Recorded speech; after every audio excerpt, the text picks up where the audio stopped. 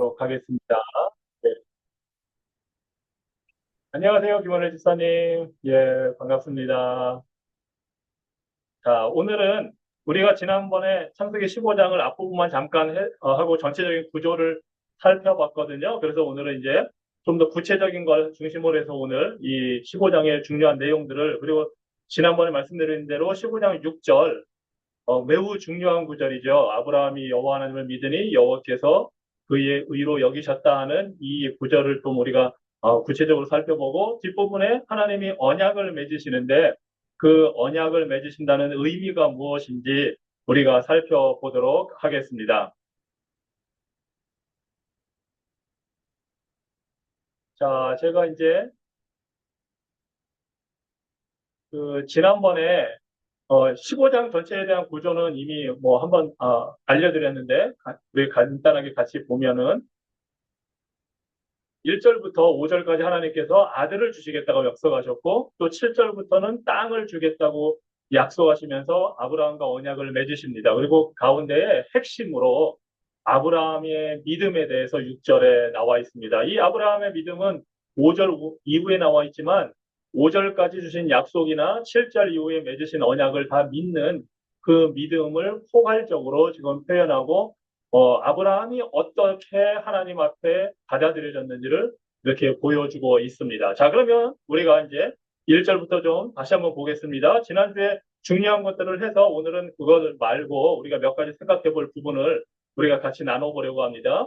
1절에 보면 하나님께서 이후에 여호와의 말씀이 환상 중에 아브라함에게 임하여 이르시되 아브라함아 두려워하지 말라 하시는 말씀이 나옵니다. 나는 네 방패여 너의 지극히 큰 상급이니라. 방패라든지 상급의 의미에 대해서는 우리가 지난번에 살펴왔기 때문에 이것을 다루지는 않고요. 오늘은 환상, 이 환상 중에 아브라함에게 말씀하셨다는 내용으로 우리가 한번 좀 살펴보려고 합니다. 그래서 우리가 오늘 볼 것은 바로, 잠깐 생각해 볼 것은 이겁니다. 자, 1절에 나오는 것이 환상 중에 하나님이 말씀하셨다고 그러는데, 그러면 이것이 환상인지 말씀인지 어떤 것인지 우리가 좀 살펴보려고 합니다. 왜냐하면 구약에 특히 보면, 또 신약에서도 하나님이 환상 중에 나타나셔서 무언가를 알려주시는 장면이 많이 나오거든요. 이 아브라함에게 이전에는 하나님이 그냥 아브라함에게 말씀하셨다는 건 우리가 들어서 알고 있거든요. 그 우르라는 원래 살던 고향을 떠나라고 하셨을 때 하나님이 말씀을 하셨기 때문에 아브라함이 그 말씀을 듣고 갔는데, 오늘은 특별히 보면 환상 중에 말씀을 하셨다고 하거든요. 환상이라는 건 보여주는 거잖아요. 어떤 걸 보여주셨는지는 여기에 나와 있지 않습니다. 하나님이 어떻게 나타나셨는지, 아니면 무엇인가 다른 것을 보여주셨는지, 그런 거는 나와 있지 않고, 중요한 거는 환상 중에 말씀하셨다는 것이 나와 있습니다. 그리고 그 뒤에 내용을 보면 다 우리는 하나님이 하신 말씀의 내용을 들어서 알고 있습니다. 가령 두려워하지 말라, 나는 네 방패여 너의 지극히 큰 상급이니라.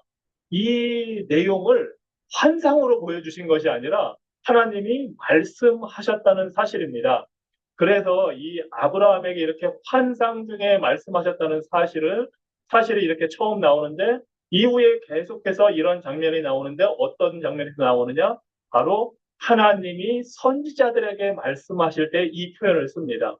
하나님이 직접 말씀하시는 경우도 있지만 환상 중에 말씀하신다고 합니다. 그리고 그 환상으로 보여주신 내용이 무엇인지는 모릅니다.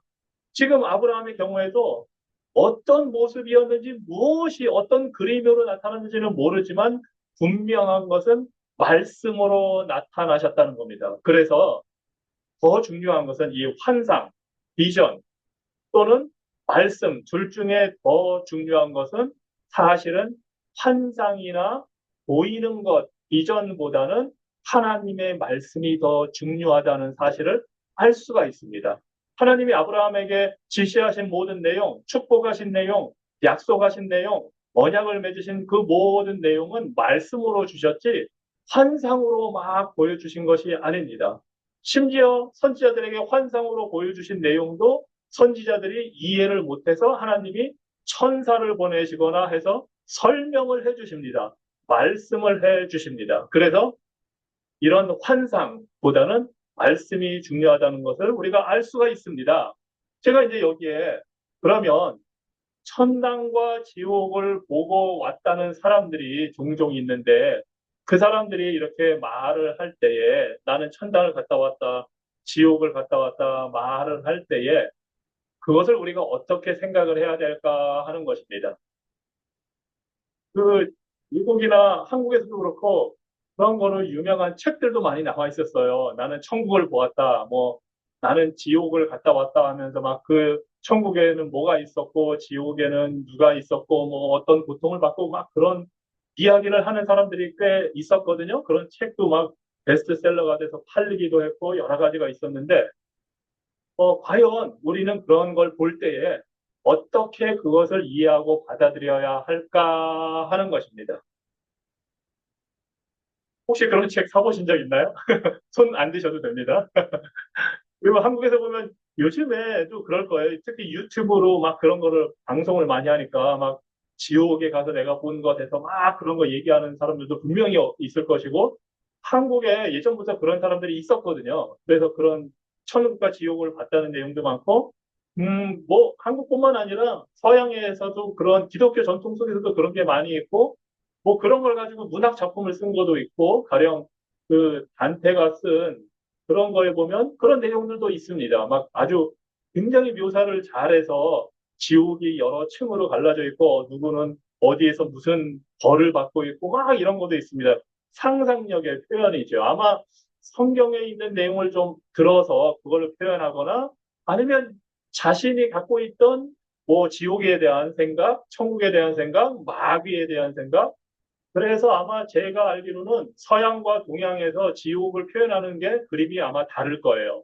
서양 사람들이 생각하는 지옥하고 동양 사람들이 생각하는 지옥이 또 다르고 서양이 생각하는 마귀의 모습하고 동양이 생각하는 마귀의 모습도 다르고 이래서 많이 다릅니다.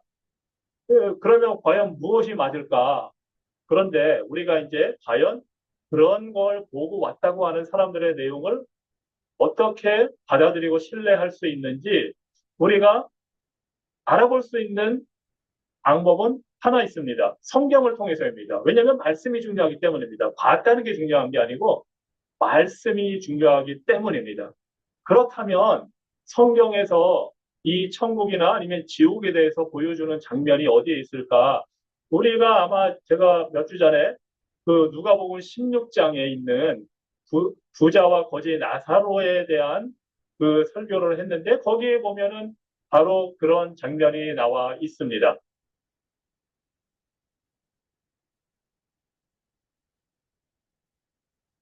누가복음 16장에서 여러분들이 아시는 대로 예수님의 비유입니다. 이것은 비유 속에서 나사로가 아브라함의 품에 천국에 있고 부자가 지옥에 가서 뜨거운 불의 고통을 당할 때에 나사로를 보고 사람들에게 자기 형제들에게 가서 이 지옥에 오지 않도록 회개할 것을 권유해 달라고 이제 요청을 합니다. 그런데 이제 그것을 아브라함이 거절하면서 이유를 두 가지를 냈습니다. 첫째는 그, 이유가 한 가지였죠. 두 가지죠, 사실은. 예, 첫째는 구약 성경이 이미 그들에게 있다. 구약 성경을 그대로 듣고 읽고 믿으면 된다. 그렇게 말씀을 해주셨습니다. 그래서 구약 성경이 있는 대로 회개하면 된다. 그랬더니 아니 죽은 사람이 살아서 돌아가서 말을 해주면 더 현실적으로 설득력이 있으니까 그렇게 해달라고 이 부자가 이제 요청을 합니다. 그런데 아브라함이 거절합니다. 그러면서 심지어 죽은 자가 부활해서 살아서 전한다 해도 믿지 않을 것이다 하고 이야기를 합니다.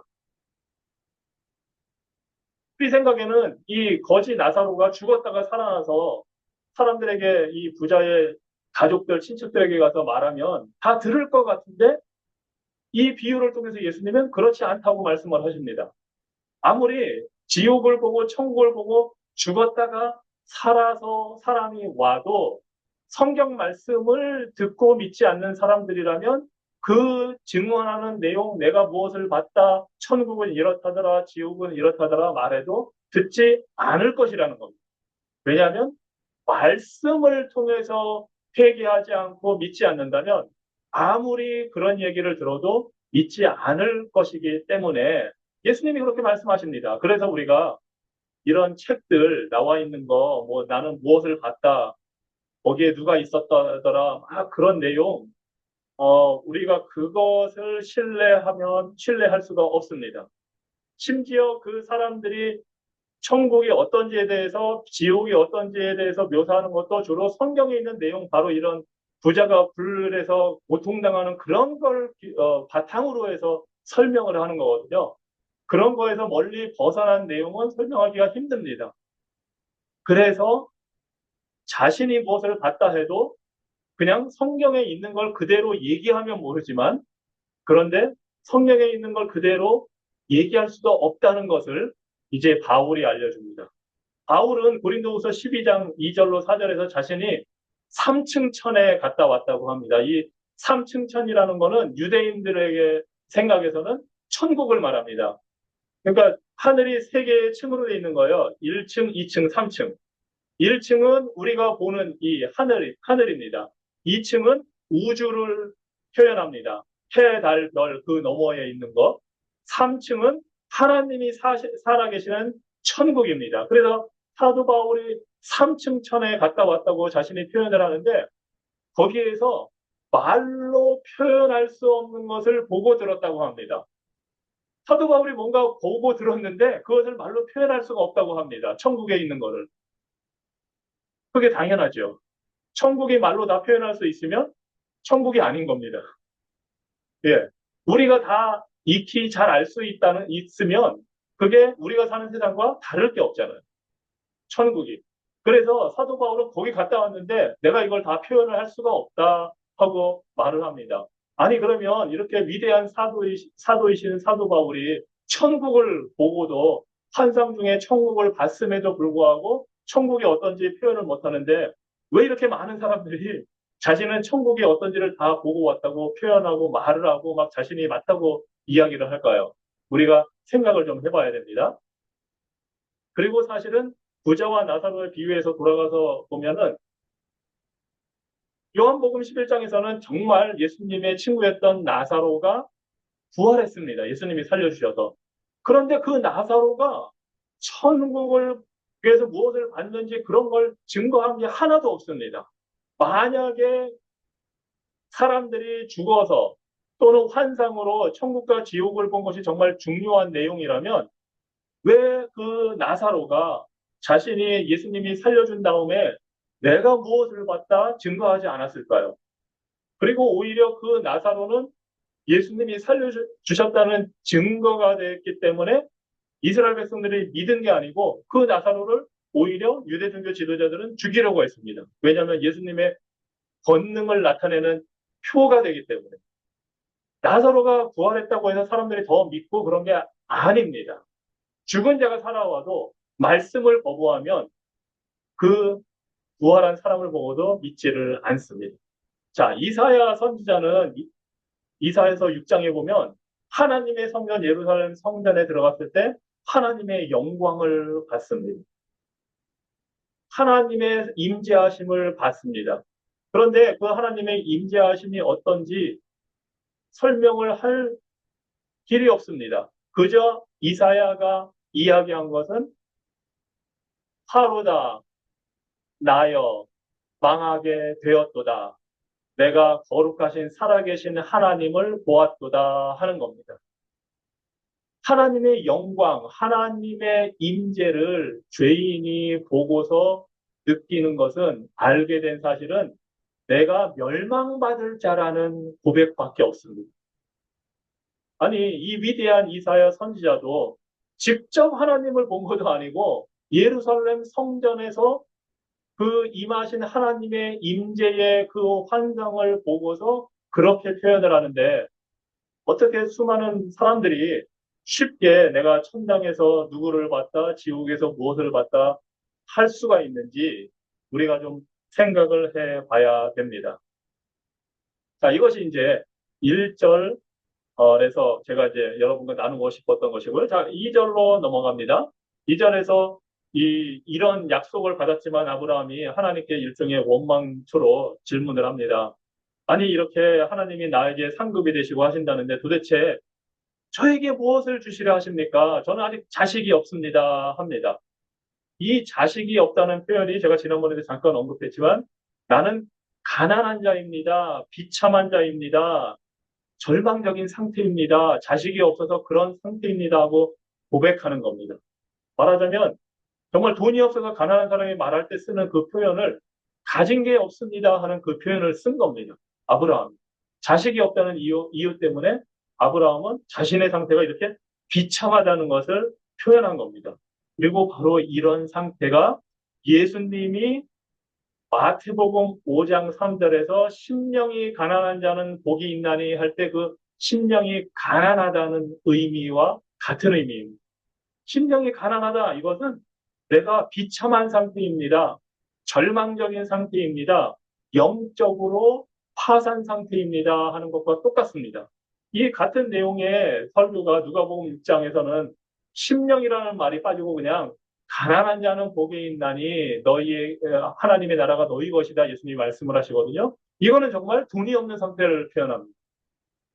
마태복음에서는 심령이 가난하다고 표현했지만 누가복음은 정말 돈이 없어서 가난한 상태, 말하자면 돈이 없어서 비참한 상태, 이것이 가난입니다.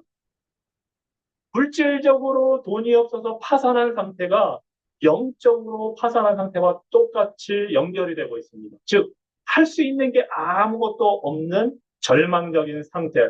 바로 이런 상태가 영적으로 가난한 상태이고 예수님은 마태복음 5장에서 그런 사람들이 하나님의 나라를 받는다고 말씀합니다. 왜냐하면 아무것도 가진 게 없어서 하나님께 드릴 것이 없고 오직 하나님만 의지해야 살 수 있다는 것을 알게 되기 때문에 그런 자들에게 예수님이 복이 있다고 하는 겁니다. 지금 아브라함은 자기가 그런 것처럼 정말 절망적인 상태, 자식이 없어서 아무것도 없는 것과 마찬가지라고 이제 표현을 합니다. 그런 아브라함에게 하나님이 이제 3절과 4절에서 확신을 주십니다. 네 몸에서 날짜가 네 상속자가 되리라. 너는 지금 하인을 통해서 후계자로 삼으려고 했지만 아니다. 반드시 너의 몸에서 날짜가 이제 상속자, 즉 너의 후손으로 역할을 할 것이다 하고 5절에 보면 데려나가서 하나님이 별을 보게 하십니다. 그래서 별을 보면서 세어보아라. 이렇게 많은 별이 있는 것처럼 네 후손도 이렇게 많아질 것이다 합니다. 요 앞에까지는 하나님이 너의 자손이 땅의 티끌처럼 많을 것이다 했거든요. 티끌 먼지처럼 많을 것이라 했는데 이제는 하늘을 보라고 하시면서 하늘에 있는 별처럼 많을 것이라고 하나님께서 약속의 말씀, 계시의 말씀을 지금 주고 계십니다. 당시 사람들은 하늘의 별을 보면서 말하는 점성술도 하고 막 그런 문화였거든요. 그래서 그 별을 통해서 뭔가 이런 일이 일어나고 이런 거를 다 예측하고 점치는 문화 속에 있었는데 아브라함도 원래는 우르에서 그런 문화 속에 달을 숭배하고 별을 숭배하던 그런 문화 속에 살았던 사람이었는데 하나님이 그 별들을 보여주시면서 너의 후손이 이렇게 많을 거라고 이제 말씀을 해주셨습니다. 자, 그리고 유명한 6절에 그 말씀이 나옵니다. 아브라함이 여호와를 믿으니 여호와께서 이를 그의 의로 여기시고 하고 이 표현이 나옵니다. 믿음의 표현입니다. 그리고 이 말씀이 우리가 이제 지난번에도 봤지만 로마서 4장 3절 신약성경에서 갈라디아서 3장 6절 야고보서 2장 23절에도 반복이 됩니다. 아주 중요한 매우 핵심적인 구절입니다. 자, 그러면 이것이 이제 이 구절이 어떤 의미를 가지는지 우리가 좀 보겠습니다. 자, 아브라함이 여호와를 믿으니 여호와께서 이를 그의 의로 여기시고 이 구절에서 우리가 살펴볼 수 있는 게 몇 가지 있습니다. 첫째, 믿음에 대한 것입니다. 믿음이라는 것은 어떤 것을 신뢰할 만한 것으로 여기고 간주하고 그대로 행동하는 것을 말합니다. 신뢰하는 것입니다. 그리고 그것에 따라 행동하는 것이고, 자, 여호와께서 의로 여기셨다 할 때 그 의는 하나님의 기준에 마땅한 것, 즉 하나님의 눈으로 보실 때 옳은 것이라고 인정하는 것, 그 기준을 의라고 표현을 합니다. 윤리적으로 도덕적으로도 흠이 없고 바르게 되는 것, 하나님의 기준에 맞는 것을 의라고 하는데 하나님이 아브라함의 믿음을 그런 기준에 맞는 의로운 것으로 여겨주셨다고 합니다. 그것이 칭의라는 표현입니다. 즉 아브라함은 하나님 앞에서 올바른 사람이 되었다. 하나님 보시기에 하나님 기준에 딱 맞는 사람이 되었다 하고 여겨주시는 그것이 바로 칭의라는 것이고 이 중요한 이 세 가지가 이 15장 6절에 들어 있습니다.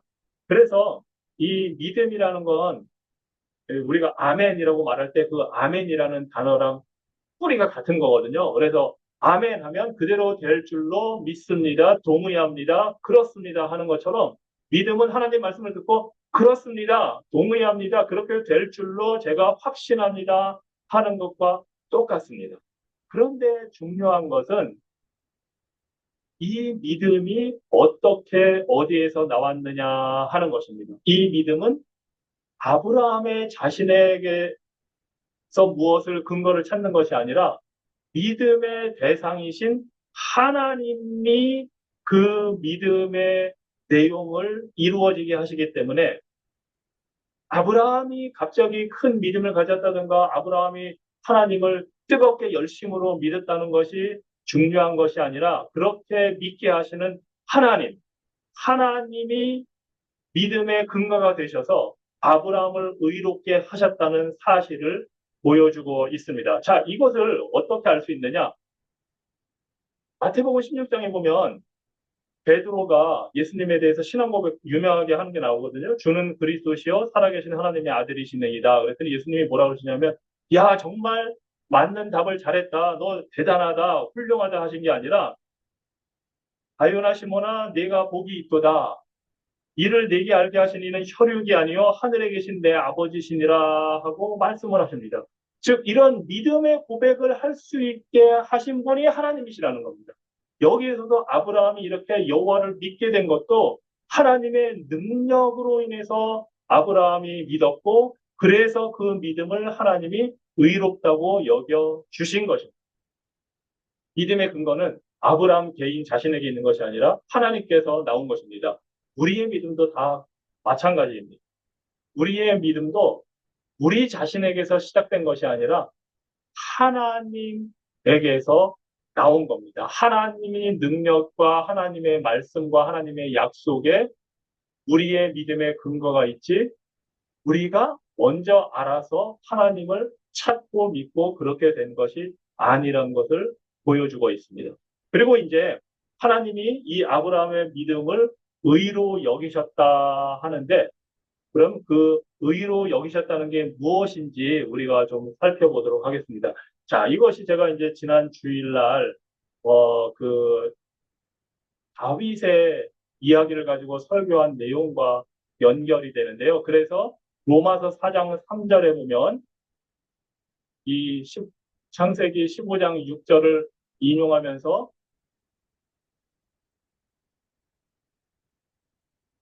로마서 4장 3절에서 사도 바울이 어떻게 아브라함이 하나님을 믿은 게 의로 여겨졌는지를 설명을 하고 있습니다. 그리고 그 예를 다윗을 들어서 설명을 하고 있습니다. 다윗이 우리가 잘 아는 대로 사무엘하 11장에서 밧세바를 취해서 간통죄를 짓고 그 일을 은폐하기 위해서 살인죄를 저질렀습니다. 그래서 10계명을 3개나 어겼다고 했습니다. 탐내지 말라는 것까지 10번째 계명까지. 그렇게 했을 때 다윗이 받게 된 처벌은 사형이었습니다. 이 다윗은 아무리 제사를 드린다 해도 그것을 용서받을 길이 없었습니다. 제사는 드려도 그 잘못한 죄에 대해서는 사형 선고를 받아서 죽어야 됩니다. 그런데 다윗이 죽지 않았습니다. 회개했을 때 하나님이 살려주셨습니다. 그런데 회개한다고 하나님이 다 살려주셔야만 하는 건 아니란 걸 제가 말씀을 드렸습니다. 아무튼 이 회개하고서 하나님이 살려주시는 그 용서를 받고 나서 다윗이 시편 32편 1절과 2절에서 이렇게 고백을 합니다. 허물의 사함을 받고 자신의 죄가 가려진 자는 복이 있도다. 마음에 간사함이 없고 여호와께 정죄를 당하지 아니하는 자는 복이 있도다 하고 이 다윗이 고백을 했습니다. 그리고 바로 이 고백을 로마서에서 사도 바울이 인용해서 이렇게 로마서 4장 6절로 8절에서 좀 이렇게 말을 합니다. 이러한 것이 없이 하나님께 의로 여기심을 받는 사람의 복에 대하여 다윗이 말한 바 이 시편 32편 1절로 2절에서 말한 그 내용을 말한 바 불법이 사함을 받고 죄가 가려짐을 받는 사람들은 복이 있고 주께서 그 죄를 인정하지 아니하실 사람은 복이 있도다 함과 같으니라. 자, 그럼 이게 다윗이 죄 용서 받은 게 아브라함이 믿음으로 의롭게 됐다는 것과 어떻게 연결이 될까요? 아브라함이 믿음으로 의롭게 됐다는 것. 그러니까 다윗이 죽어야 되는데 사용받아야 되는데 용서받게 된 것이 어떻게 같은 믿음으로 이렇게 됐다는 것과 연결이 될까요?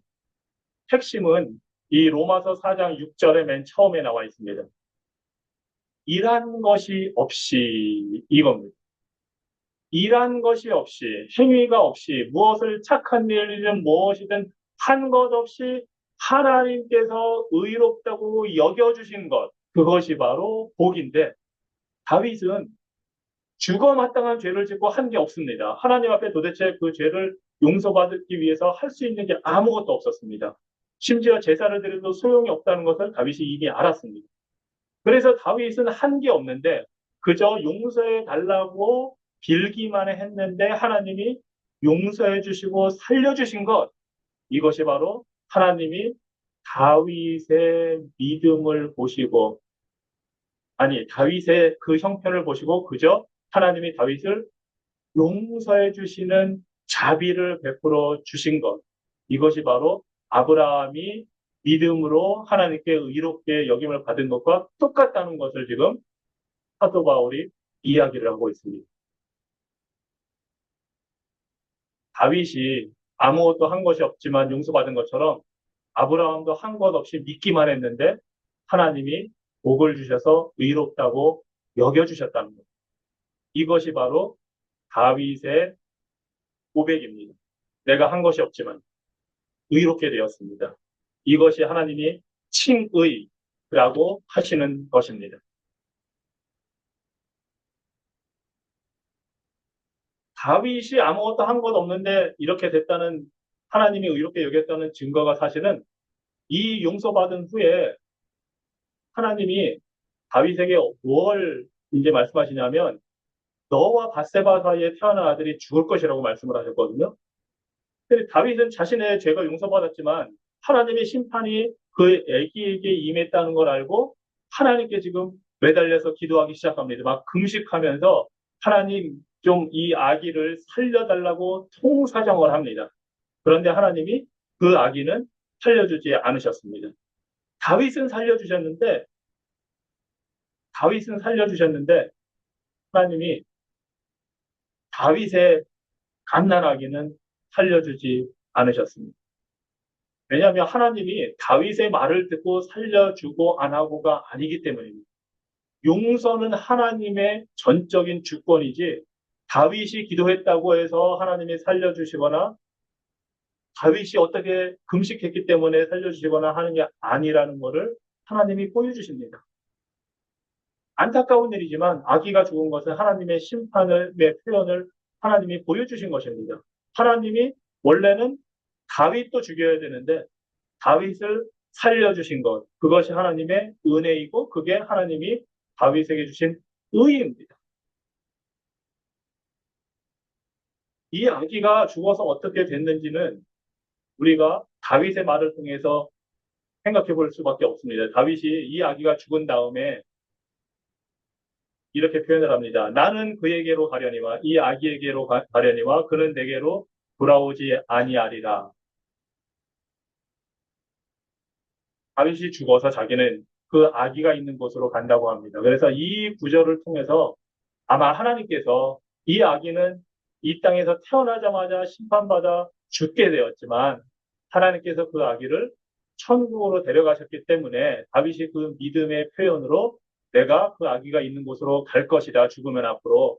이렇게 했다고 보기 때문에 아기가 죽게 된 건 안타까운 일이지만 그 생명은 하나님이 천국으로 데려갔다고 우리가 충분히 믿을 만한 근거가 있습니다. 자, 또 하나 이 사건에서 우리가 알게 된 것은 이 아기가 죽은 것이 다윗의 죄 때문이라는 사실입니다. 다윗의 죄 때문에 아들이 죽어야 했습니다. 그런데 이 아들뿐만 아니라 하나님의 아들이 다윗의 죄 때문에 죽으셔야 했습니다. 바로 예수 그리스도입니다. 하나님이 다윗에게서 태어난 이 아기를 죽이셨을 때 보여주신 것은 하나님의 아들이 우리의 죄를 용서해 주시기 위해서 죽을 것을 보여주신 것입니다. 그리고 놀랍게도 그 다음에 밧세바와의 사이에서 태어난 또 다른 아들, 그가 바로 솔로몬인데 하나님은 그 솔로몬을 사랑하셨다고 합니다. 그래서 솔로몬을 여디디아라는 애칭으로 부르시는데 그 뜻이 여호와가 사랑하셨다. 이것이 하나님의 은혜입니다. 이것이 하나님이 우리를 의롭게 하시는 은혜입니다. 이것이 바로 아브라함이 하나님을 믿으니 여호와 하나님을 믿으니 하나님께서 의롭게 여기셨다 하는 내용입니다. 우리가 예수님을 믿을 때 하나님이 우리를 의롭다고 여겨주시는데 우리가 어떤 믿음에 내세울 게 있어서가 아니라 그저 믿는 믿음으로 하나님의 약속을 붙잡았기 때문에 하나님이 우리를 의롭다고 여겨주신 겁니다.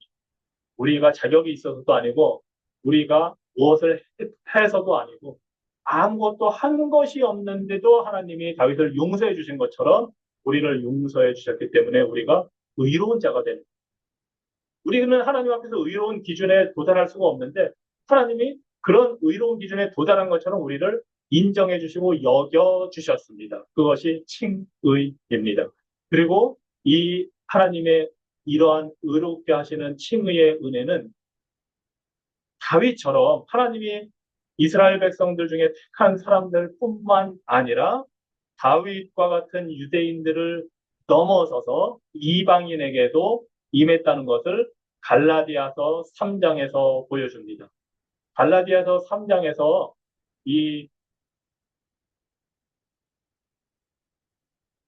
사도 바울이 또 이 아브라함의 신앙 고백 창세기 15장 6절을 또 인용을 합니다. 그러면서 이방인이 어떻게 의롭게 되는지를 갈라디아서 3장 6절로 9절에서 이렇게 표현합니다. 아브라함이 하나님을 믿음에 그것을 그에게 의로 정하셨다함과 같으니라. 지금 창세기 15장 6절입니다. 그런즉 믿음으로 말미암은 자들은 아브라함의 자손인 줄 알지어다. 믿는 자면 누구나 아브라함의 자손이 된다는 겁니다. 또 하나님이 이방인들을 유대인이 아니고 이방인들을 믿음으로 말미암아 의로 정하실 것을 성경이 미리 알고 구약 성경이 먼저 아브라함에게 복음을 전하되 모든 이방인이 너로 말미암아 복을 받으리라 하였느니라. 하나님이 창세기 12장에서 아브라함에게 모든 이방인이 너로 말미암아 복을 받는다 할 때 그 복의 내용이 무엇이냐? 바로 하나님이 아브라함을 의롭다고 여겨주신 것처럼 이방인들도 믿을 때에 의롭다고 여겨주신다는 겁니다. 아브라함의 후손 유대인들뿐만 아니라 이방인들, 즉 우리들도 믿음으로 아브라함처럼 의롭게 된다는 것입니다. 그러므로 믿음으로 말미암은 자는 믿음이 있는 아브라함과 함께 복을 받느니라. 그래서 우리가 영적으로 아브라함의 후손이 되는 겁니다. 우리가 영적인 이스라엘 백성이 되는 겁니다. 그리고 아브라함과 우리를 하나의 그 조상과 후손의 관계로 연결해 주는 우리는 믿음입니다. 믿음으로 아브라함처럼 우리도 하나님께 의롭다 여김을 받게 됩니다. 이것이 사도 바울의 갈라디아서 3장에서 이 창세기 15장 6절을 인용한 이유입니다. 자, 그 다음에 또 이제 유명한 이 성경 구절 야고보서 2장 23절에 이 창세기 15장 6절을 인용해서 믿음으로 의롭게 된다는 것을 야고보 사도가 우리에게 알려줍니다. 그런데 흔히 바울의 로마서 갈라디아서와 야고보 사도의 이 야고보서가 좀 반대되는 것 아니냐 하고 생각하는 사람들이 있습니다. 왜냐하면 지금 우리가 이제 야고보서를 읽겠지만 야고보서는 행함을 강조하기 때문입니다. 보겠습니다. 야고보서 2장 20절. 아, 허탄한 사람아, 행함이 없는 믿음이 헛것인 줄을 알고자 하느냐 하면서 야고보서는 지금 행함에 대해서 이야기를 하고 있습니다. 그런데 사실은 행함에 대해서 이야기하는 것이 아니고 믿음에 대해서 지금 이야기를 합니다. 그 믿음이 어떤 믿음이 소용이 없느냐? 행함이 없는 믿음. 그러면 행함이 있는 믿음이라는 것을 지금 표현을 합니다. 우리 조상 아브라함이 그 아들 이삭을 제단에 바칠 때 행함으로 의롭다 하심을 받은 것이 아니냐?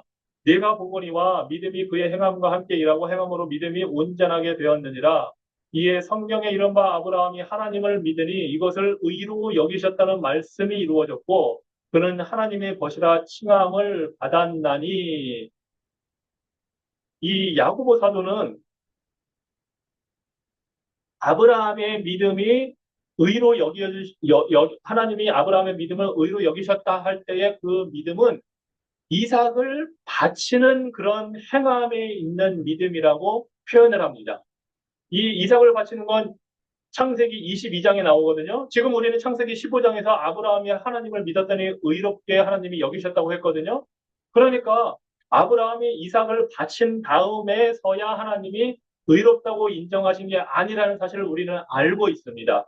그런데 야고보 사도가 여기서 강조하는 것은 아브라함이 15장에서 믿은 그 믿음이 22장에 이삭을 바치는 그 순종의 행함으로 연결이 돼 있다는 것을 지금 보여주는 겁니다.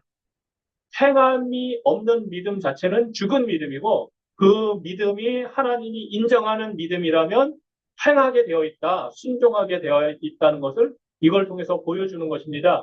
그래서 이로 보건대 사람이 행함으로 의롭다 하심을 받고 믿음으로만은 아니니라.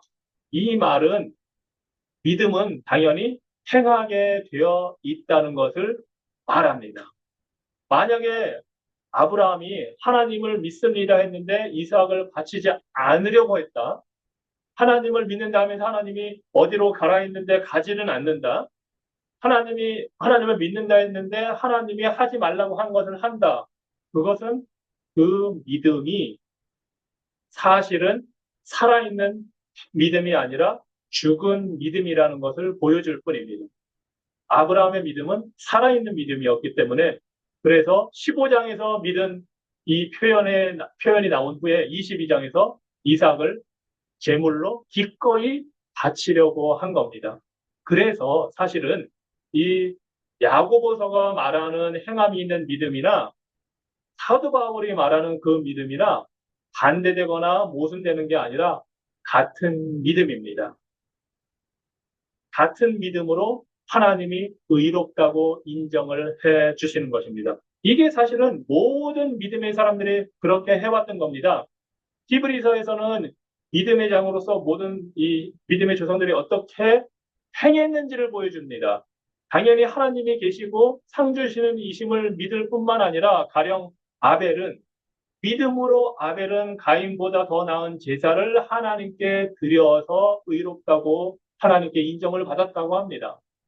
또 에녹도 믿음으로 하나님과 동행했다고 합니다. 노아도 믿음으로 120년 후에 일어날 홍수에 대해서 계시하신 말씀을 믿음으로 방주를 짓는 순종을 했기 때문에 하나님이 그 이를 그의 의로 여기셨다고 합니다. 아브라함도 마찬가지로 믿음으로 떠나라 했을 때 떠났고 믿음으로 이 약속을 받아들여라 할 때 믿었고 믿음으로 이삭을 바쳐라 했을 때 바치는 행함으로 드러난 결과가 열매가 나타났기 때문에 의롭게 여김을 받았습니다. 그래서 행함이 없다면 순종이 없다면 가짜 믿음입니다. 나는 믿고 있다고 확신하지만 사실은 하나님이 인정하지 않는 믿음입니다. 다른 사람들이 볼 때는 굉장히 믿음이 좋다고 여길 수가 있어요. 종교적인 활동도 굉장히 잘하고 앞장서서 모든 걸 잘 할 수가 있어요. 하지만 하나님의 말씀에 순종해서 그대로 행하는 믿음이 아니라면 심각하게 우리는 고민을 해봐야 됩니다. 예수님을 믿는다고 했으면 야고보 사도가 말한 것처럼 이 믿음은 행함의 열매를 맺게 되어 있습니다. 우리가 100%다 할 수는 없습니다. 우리가 하나님 앞에 의롭다는 기준에 인정받는 방법은 우리가 다 할 수 있어서가 아니라 다른 방법으로 하나님이 인정해 주시는데 그 방법이 바로 예수 그리스도입니다. 우리가 예수님을 믿을 때에 예수님이 다 순종하시고 완벽하게 이루신 그 의를 우리에게 전가시켜 주셔서 우리에게 덧입혀 주셔서 하나님이 우리를 의롭다고 인정을 하십니다. 그래서 우리는 아브라함처럼 하나님 보시기에 의로운 자로 인정을 받는 겁니다. 하지만 우리가 완벽하게 우리 스스로는 순종할 수 없습니다. 그럼에도 불구하고 말씀대로 순종하려고 할 때에 우리가 아브라함의 인생을 지금 보고 있지만 순종할 때도 있고 순종하지 못할 때도 있고 두려워서 도망갈 때도 있고 거짓말할 때도 있고 하지만 아브라함의 인생의 전반적인 방향과 그 걸음은 하나님의 말씀을 의지하고 순종하는 것이었습니다.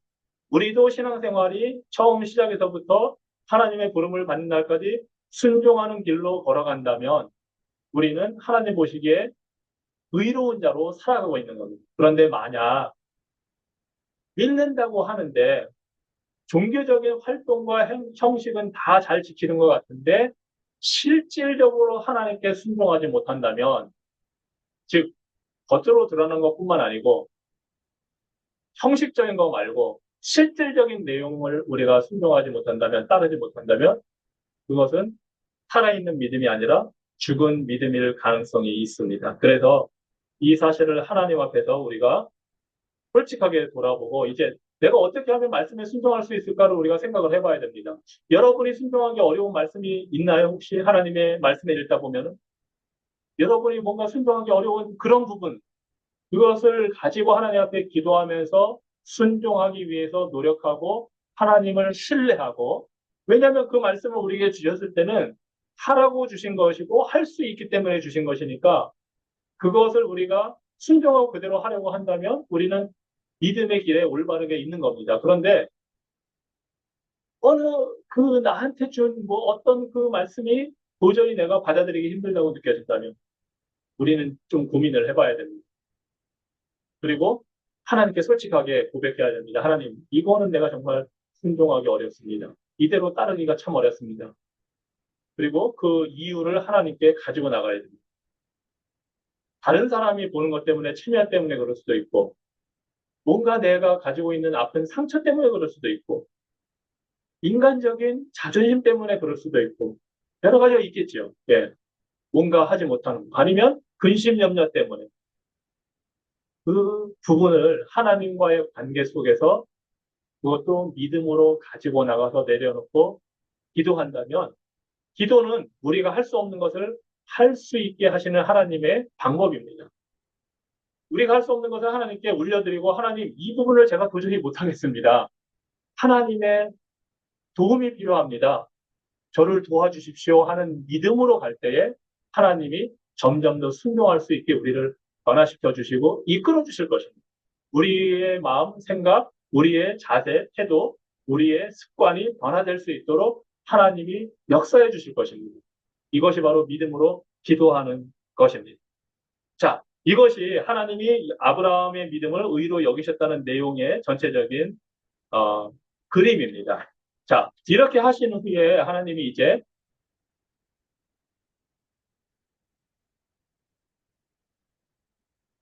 하나님이 이제 7절에서부터는 그 또 땅을 주겠다고 말씀을 하십니다. 하나님이 이 땅을 네게 주어 소유를 삼게 하겠다. 나는 너를 이끌어낸 여호와이다. 이렇게 표현을 하십니다. 그러면 그랬더니 8절에 또 아브라함이 질문을 합니다. 아브라함은 이런 표현이 어떨지 모르지만 유대인의 조상으로서 유대인입니다. 유대인은 거래에 능합니다. 굉장히 계산적이고 주고받는 게 아주 능하잖아요. 이 지금 아브라함은 하나님의 말씀을 듣고 앞에서도 그랬지만 또 하나님께 질문을 합니다. 아니, 하나님께서 땅을 준다고 하셨는데 도대체 이 땅을 주신다는 걸 제가 뭘로 알겠습니까? 이 땅을 소유로 받을 것을 무엇으로 알리까? 뭔가 확실한 거 보여주셔야 되는 거 아닙니까? 하고, 어, 거래에 지금 기술을 펼쳐 보이고 있습니다. 하나님은 이 아브라함의 이 거래를 받아들이십니다. 그리고 9절부터 약속을 보여주시기 위해서 무엇을 해야 되는지 알려주십니다. 자, 3년 된 암소, 3년 된 암염소, 3년 된 숫양, 산비둘기, 집비둘기 새끼를 가져와라 하십니다. 그리고 그것을 다 동물들을 쪼개어 놓으라고 하십니다. 지금 이제 언약식을 거행을 하는 겁니다. 이 동물들을 다 쪼개고 그것을 다 펼쳐놓는 겁니다. 아마 허리쯤 끊었겠죠. 뭐 양이든 뭐든 가운데를 반 잘라서 길 사이로 막 동물들을 이렇게 놓는 겁니다. 머리는 이쪽에, 뭐 엉덩이는 이쪽에 따로따로 놓는 겁니다. 그렇게 다 펼쳐놓게 하십니다. 그래서 아브라함이 그 말씀대로 동물들을 잡아서 그렇게 하고 새는 이제 작은 거라 반을 자르지 않았습니다. 그렇게 했습니다. 그리고 이제 기다립니다. 하나님이 이 언약식을 체결하기 위해서 하실 일을 기다리면서 솔개가 막 내려오니까 그걸 쫓으면서 아브라함이 이제 기다리고 있었습니다.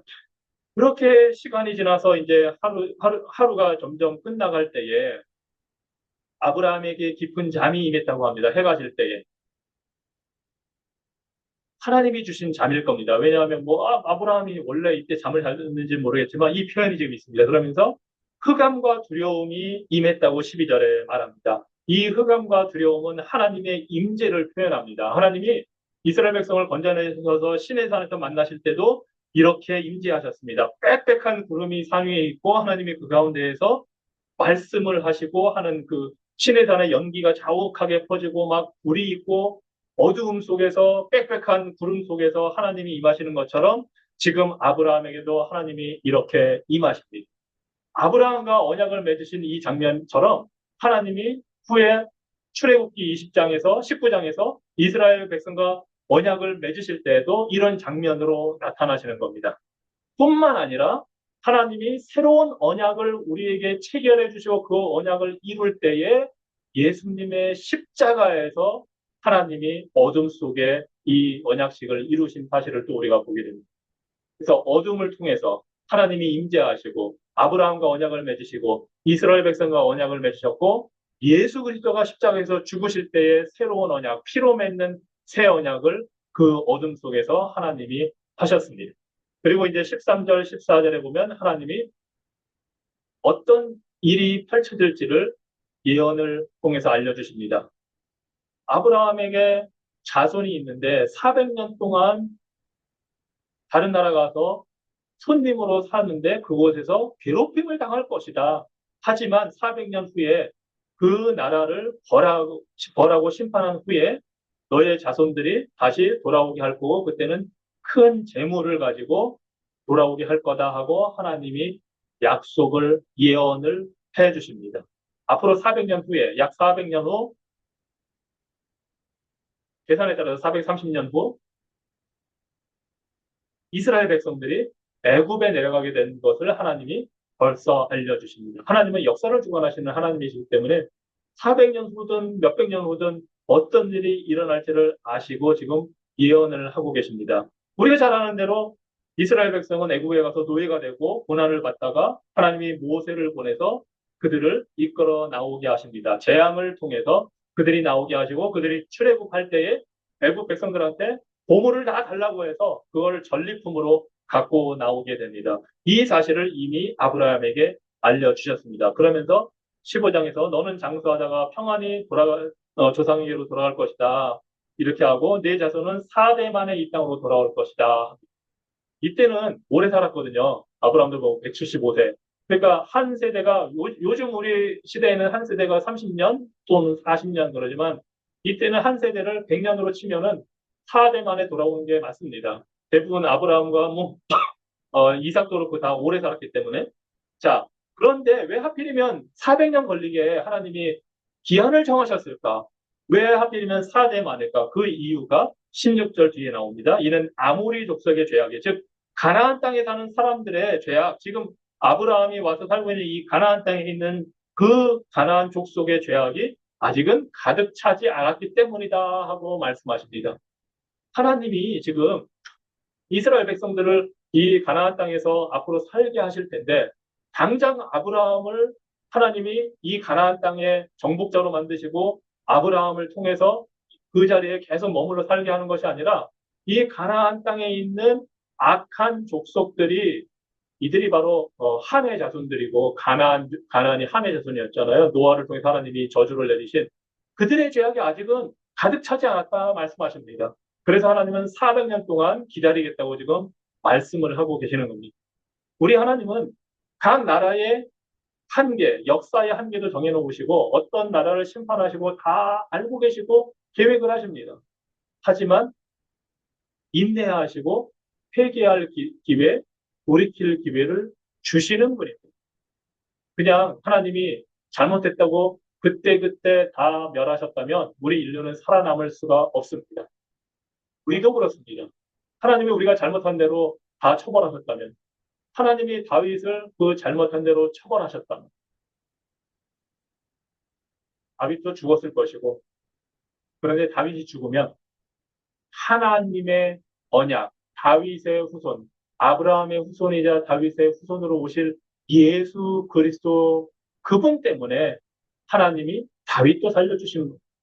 하나님이 우리를 잘못한 대로 다 벌하지 않고 인내하고 회개할 기회를 주시고 살려주시고 참으시는 이유는 우리를 통해서 예수 그리스도를 증거해서 택한 사람들이 구원 얻게 하시려고 그렇게 우리의 생명을 하나님께서 인도하고 계시기 때문입니다.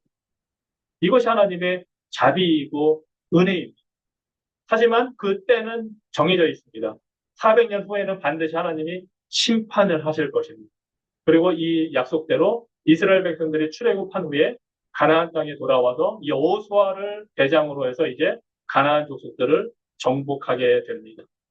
이 가나안 땅에 살고 있던 여기에는 이제 아모리 족속이라고 나오는데 이 사람들의 타락이 보통 일이 아닙니다. 그래서 하나님이 레위기를 통해서 이스라엘 백성들에게 가나안 땅에 들어가면 하지 말아야 될 걸 막 얘기하시거든요. 이렇게 하지 마라, 저렇게 하지 마라. 다 하시는 게 그 하지 말라고 하는 일들을 아모리 족속, 가나안 족속들은 다 하고 있었습니다. 뭐 근친상간, 간통, 아동, 어린 아이들을 그 제물로 희생 제물로 바치는 것, 뭐 성적인 타락 이런 걸 막 정말 요즘 우리가 사는 이 세계가 이상하게 돌아가는 것처럼 이미 그때에도 그 말도 안 되는 일들이 가나안 백성들 사이에서 벌어지고 있었던 겁니다.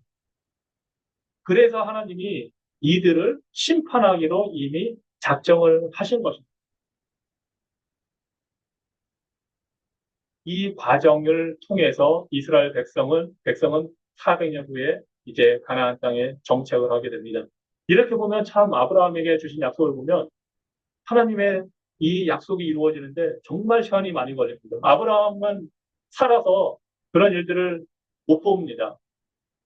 뭐 지금 거의 100세가 다 되어가는데 175세까지 살아도 아직 자신의 후손들은 더 몇백 년 있다가 그 땅에서 살아야 돼요. 그때까지 아브라함은 이루어지는 것을 보지 못하고 죽어야 됩니다. 그렇지만 그것이 하나님의 뜻이고 그래서 하나님의 약속이나 하나님의 뜻은 때로는 우리가 생각하는 것보다 시간이 더 오래 걸리고 또 고난을 겪으면서 이루어진다는 사실을 우리가 여기서 보게 됩니다. 하지만 하나님은 역사의 주관자이시기 때문에 반드시 이루십니다. 그리고 이 약속대로 이제 이스라엘 백성들이 돌아와서 가나안 땅에 정착해서 나라를 만들고 그 위대한 다윗 왕이 통치하는 그래서 가장 이스라엘이 번성하는 그런 역사가 다윗 왕 때 그리고 솔로몬 왕 때에 이루어지게 됩니다.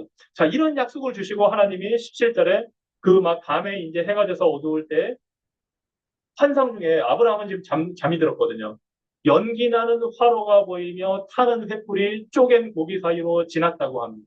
이것이 고대의 이 약속, 언약을 체결하는 그 의식 중에 하나입니다. 왕과 신하가 또는 왕과 한 나라의 왕과 다른 나라의 왕이 언약을 맺을 때 외교적인 약속을 맺을 때 이렇게 합니다.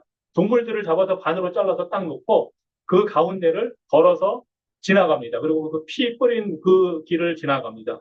그렇게 하는 이유는 만약에 이 지금 우리가 맺는 약속을 우리가 어긴다면 여기 있는 동물들처럼 우리도 죽을 것이다 하는 겁니다. 매우 엄숙하고 위중한 약속입니다. 목숨을 걸고 지금 약속을 하는 겁니다. 그런데 여기 보니까 연기 나는 화로 횃불이 지나갔다고 합니다. 이것이 바로 하나님의 강림을 표현합니다. 하나님이 모세를 만날 때도 떨기나무에서 그 불이 붙은 떨기나무에서 만나셨고, 그 다음에 이스라엘 백성들을 출애굽기 19장에서 시내에서 만나실 때에도 불 가운데에서 강림해서 용광로의 연기 같은 그런 모습이 나타났다고 했습니다. 그리고 이스라엘 백성들과 함께 하실 때 구름 기둥과 불 기둥으로 함께 하셨습니다. 그래서 이 화롯불, 횃불, 이거는 하나님이 오셔서 지금 그 사이를 걸어가는 것을 표현하는 겁니다. 자, 그런데 원래 이런 약속을 체결하는 언약을 체결하는 의식을 하면 두 당사자가 같이 그 길을 걸어가거든요. 동물들 사이를 쪼개는 동물들 사이를 걸어가는데 지금 아브라함은 잠들어 있고 하나님만 혼자 거기를 지나가십니다. 원래는 둘이 지나가야 돼요.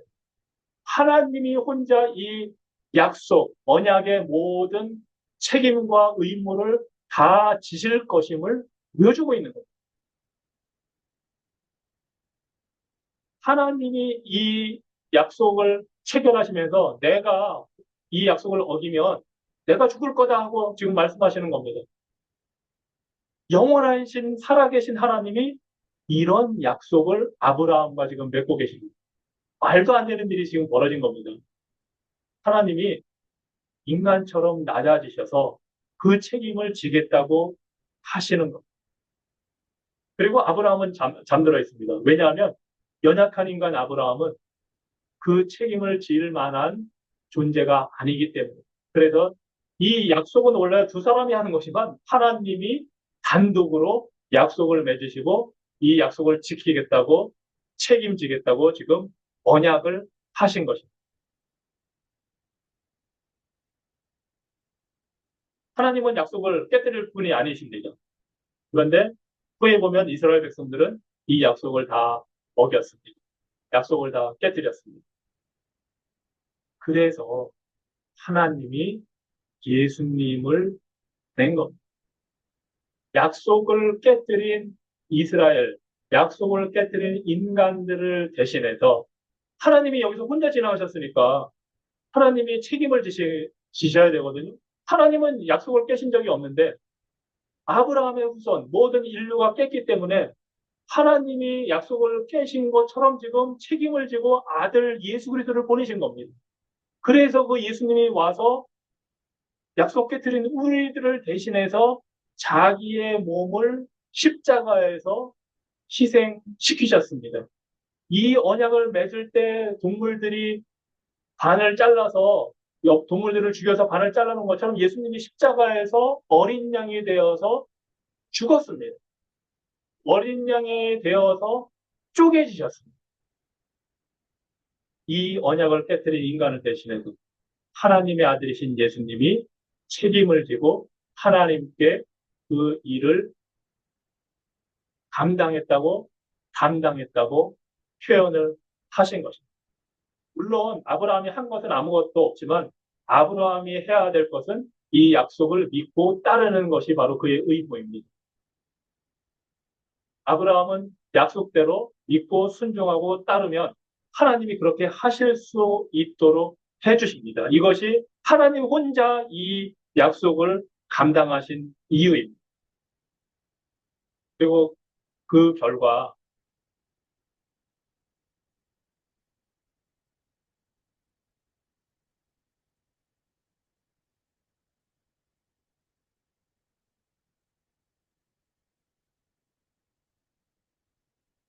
하나님이 이 약속을 단독적으로 맺으시고 만약에 약속을 어기면 저주를 받겠다고 하신 그대로 예수님이 오셔서 저주받은 그 내용이 바로 갈라디아서 3장 13절과 14절에 나와 있습니다. 그리스도께서 우리를 위하여 저주를 받은 바 되사 율법의 저주에서 우리를 속량하셨으니 기록된 바 나무에 달린 자마다 저주 아래 있는 자라 하였습니다. 이는 그리스도 예수 안에서 아브라함의 복이 이방인에게 미치게 하고 또 우리로 하여금 믿음으로 말미암아 성령의 약속을 받게 하려 함이라. 약속을 언약을 깬 그 저주를 예수님이 대신 받았음을 표현합니다. 고린도후서 5장 21절에 하나님이 죄를 알지도 못하신 이를 우리를 대신하여 죄를 삼으신 것은 즉 예수님을 우리를 대신하여 죄를 삼으신 것은 우리로 하여금 그 안에서 하나님의 의가 되게 하려 하십니다. 우리를 의롭게 하시기 위해서 예수 그리스도가 우리 대신 죄가 되어서 십자가에서 죽으셨습니다. 이것이 하나님이 이 아브라함과 단독으로 언약을 맺으신 이유이고 결과입니다. 하나님이 아브라함과 언약을 맺으실 때 혼자 그것을 다 짊어지겠다고 하셨고 예수 그리스도를 보내셔서 나중에 그 대가를 다 지불하셨고 그 결과 우리가 예수님을 믿을 때에 우리를 의롭게 만들어 주실 수 있게 되었습니다. 그래서 우리가 의롭게 되는 것은 다 하나님이 하신 일입니다. 우리는 그저 믿음이라는 수단으로 받기만 하면 되는 거예요. 예수님을 구주로 믿기만 하면 하나님이 다 우리를 의롭게 여겨 주십니다. 우리는 그 의를 입은 복받은 사람들입니다. 기도하겠습니다. 하나님 아버지, 살아계신 하나님께서 인간과 언약을 기꺼이 맺으시고 우리 인간은 언약을 지킬 수 없다는 사실을 아시고 혼자서 단독적으로 그 모든 책임과 의무를 다 지시고 아브라함과 언약을 맺으셨습니다. 그리고 그 언약에 따라 그 언약을 깨뜨린 죄인들은 우리 인간들인데 하나님이 친히 독생자를 보내어 주셔서 우리가 깨뜨린 그 언약을 그 죄를 그 벌을 대신 다 받게 하셨고 그 예수님을 믿는 자들을 의롭게 인정해 주셨습니다. 하나님 우리는 그 복을 받아 예수님을 믿음으로 의롭게 된 자가 되었습니다. 그 은혜와 사랑을 인하여 감사드립니다. 바라옵기는 아브라함처럼 우리가 믿음으로 행하고 믿음으로 순종하여서 하나님 보시기에 합당한 자들, 하나님께 영광을 돌리는 자들, 예수 그리스도를 더욱 닮아가는 자들 되게 하여 주시옵소서.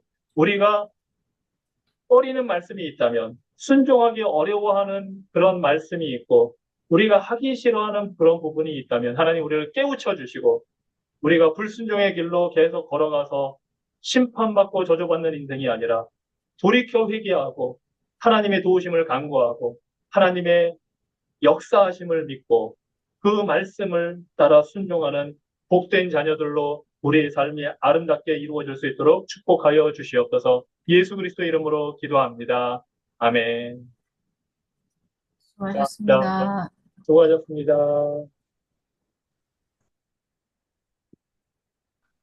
감사합니다. 감사합니다. 안녕히 계세요.